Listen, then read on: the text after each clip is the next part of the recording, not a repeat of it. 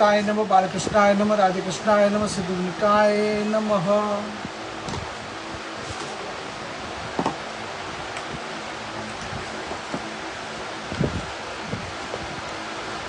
श्रीमद् भागवत चतुर्थ स्कंद तस्याश्रवम् धनुषी प्रयोजुतम् सुवर्णपुंखाम कलहंस वाससम् विनीत सुताम अविदतोषदलम् तथावनम् धीमरच्छववाम शिखंडिनम्।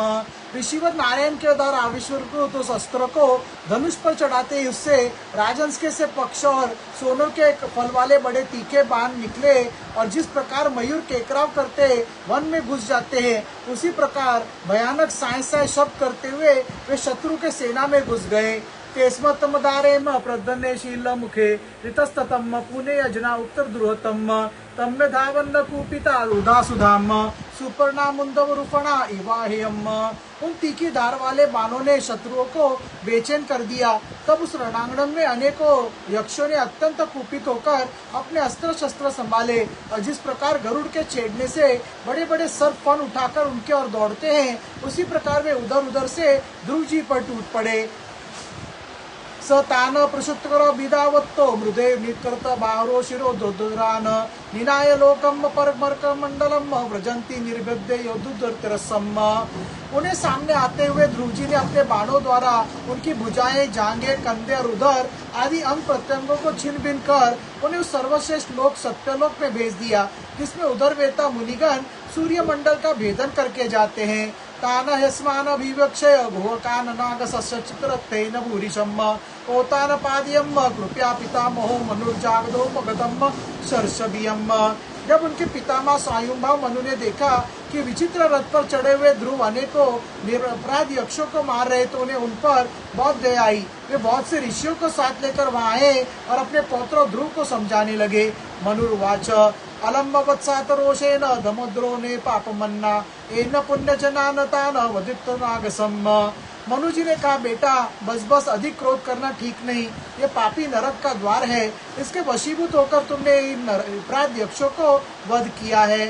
नास्मत्तो कुलोचितम तातक दोषो गरेतम वधो युत्तुपदेवाना मरदोस्तो कृतनासम। तुम जो निर्दोष यक्षों को संहार पर उतर रहे हो वह तुम्हारे कुल के योग्य कर्म नहीं है। साधु पुरुष उसकी बड़ी निंदा करते हैं। ननेवा सपराधेन प्रसंगात भवताम भ्रातृवतापतेन तेयांगम भातृवत्सल। बेटा तुम्हारा अपने भाई पर बड़ा अनुराग था यह तो ठीक है, परंतु देखो उसके वध से संतप्त होकर तुमने एक यक्ष के अपराध करने पर प्रसंगवश कितनों की हत्या कर डाली। नायम मार्गो ही साधुनाम ऋषिकेशानुवर्तिनाम यदात्मनम प्राग्रहे वशुद्धतर वेशम। इस जड़ शरीर को ही आत्मा मानकर इसके लिए पशुओं की भांति प्राणियों की हिंसा करना ये भगवत सेवी साधुजनों का मार्ग नहीं है। सर्वभूतात्मना भावेन भूतवान सम्म हरिम भवान आराध्य पर दुराध्यम विष्णु तोसो परमम पदम। प्रभु की आराधना करना बड़ा कठिन है, परंतु तुमने तो लड़कपन में ही संपूर्ण भूतों के आश्रय स्थान श्री हरि की सर्वभूतात्मा भाव से आराधना करके उनका परम पद प्राप्त कर लिया है।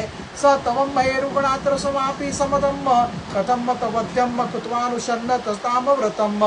तुम तो प्रभु भी अपना प्रिय भक्त समझते हैं तथा भक्तजन भी तुम्हारा आदर करते हैं। तुम साधुजनों के पथ प्रदर्शक हो, फिर भी तुमने ऐसा निंद्य कर्म कैसे किया। तितिक्षया करुणाया नेत्र चाकुलो जंतुषु समतेन सार्वतना भगवान समत्व प्रदाति। क्या चाहिए? कैलकुलेटर। सर्वात्मा श्री हरि तो अपने से बड़े पुरुषों के प्रति सहनशीलता, छोटों के प्रति दया, बराबर वालों के साथ मित्रता और समस्त जीवों के साथ समता का बर्ताव करने से प्रसन्न होते हैं।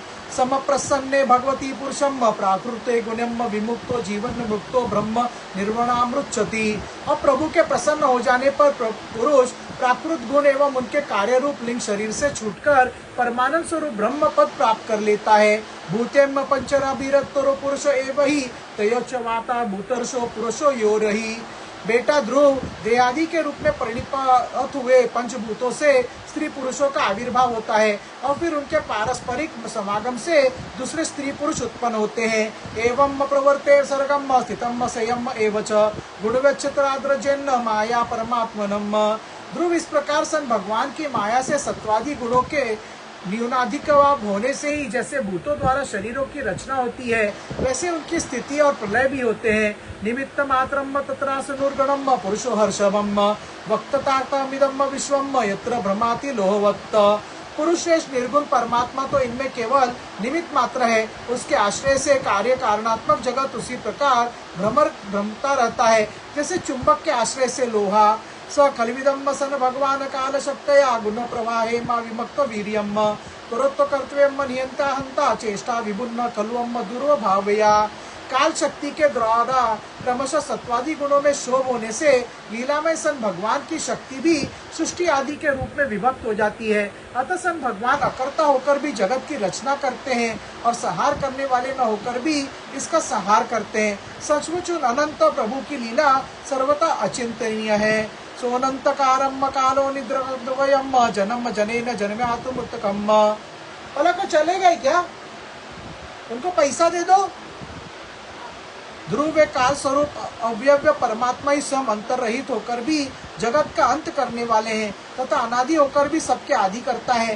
वे ही एक जीव से दूसरे जीव को उत्पन्न कर संसार की सृष्टि करते हैं तथा मृत्यु के द्वारा मारने वालों को भी मरवाकर उसका संहार करते हैं।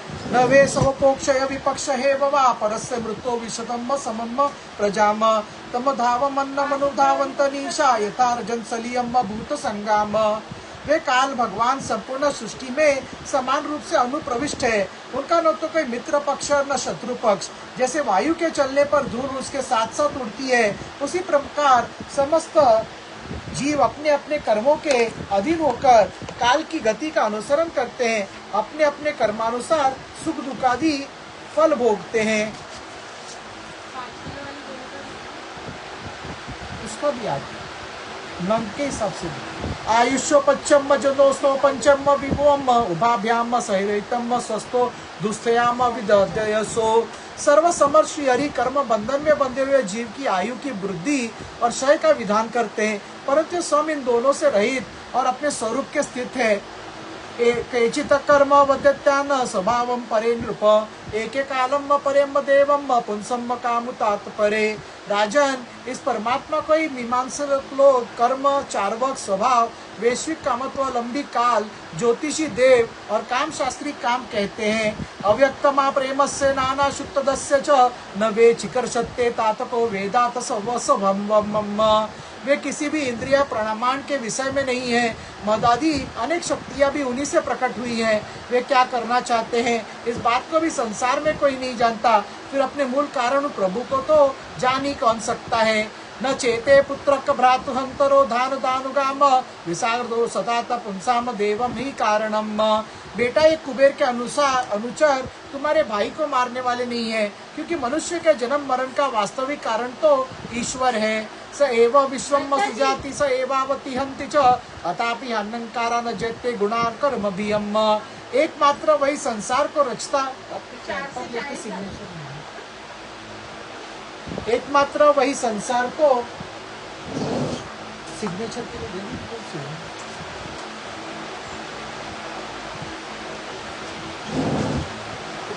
यहाँ सही है। हाँ, पहला चीज क्लियर है। हाँ।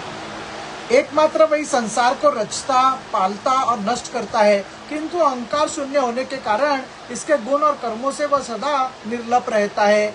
एष भूतानि भूतात्मा भूतेषु भूत भावनम स्वशक्तया माया युक्तम सुजति में च पगति च।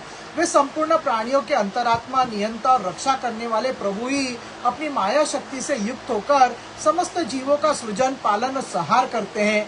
तमेव मृत्युमृतम तातम देवम सर्वात्म पेहि जगत परायणम तस्मे बलियम विश्वसृजो हरंती गावो यथा वे नासी दामे अंतरितम। जिस प्रकार नाक में नकले पड़े हुए बैल अपने मालिका का बोझ ढोते रहते हैं, उसी प्रकार जगत की रचना करने वाले ब्रह्मादि भी नाम रूप डोरी से बंधे हुए उन्हीं को आज्ञा का पालन करते हैं। वे अभक्तों के लिए मृत्यु रूप और भक्तों के लिए अमृत रूप है तथा संसार के एकमात्र आश्रय है। ता तुम सब प्रकार उन्हीं परमात्मा की शरण लो। यम पंचवर्षो जननीम तवम विहाय मातुम सपत्नया वत्सा भिन्न धर्माम वनम गतस्पासा प्रतगक्ष माराध लेबे मुरदी पदम त्रिलोक्याम।